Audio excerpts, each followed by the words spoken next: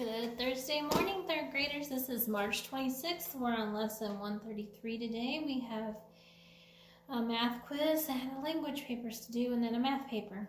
Today is Thursday. Your Spirit Week is Scavenger Hunt Day.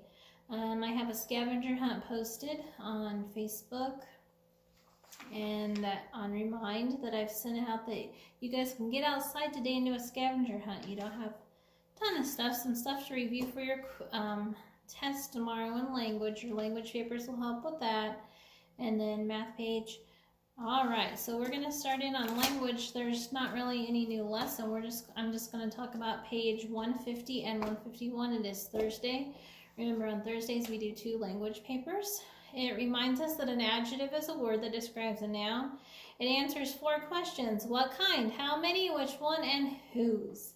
Think A, underline each noun and pronouns. So you got to think back to your pronouns.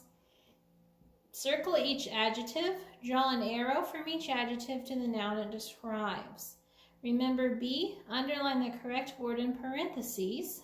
Think C, write A or an before each word or phrase. Remember, an goes with a word that begins with a vowel sound, and A or a, however you say it, goes before a consonant sound. Remember D, underline the correct word in parentheses. Then on page 151, you're going to mark each sentence. You're going to divide between the action word and the subject. Underline the verb twice, the subject once, and then circle your adjectives and draw an arrow to the word it describes, and then you're going to diagram them. And then if you have crayons at home, you're going to color yellow nouns, verbs are blue, and adjectives are purple. And that's it for language. Just a good review for tomorrow. I'm going to go over your math quiz, and then we'll go over your paper. Math quiz 13, I believe, is page 101. Number 1 says write the products, 2 write the quotients, and then number 3, let's see what you remember. Plot these points on the line graph, then use the ruler to connect the points. A is 1, 2. Remember, the first number goes across, the second number goes up. All right, I hope you do awesome on that. And then if you look at page 265 in your math book, today's a test day, so it's just mainly a review.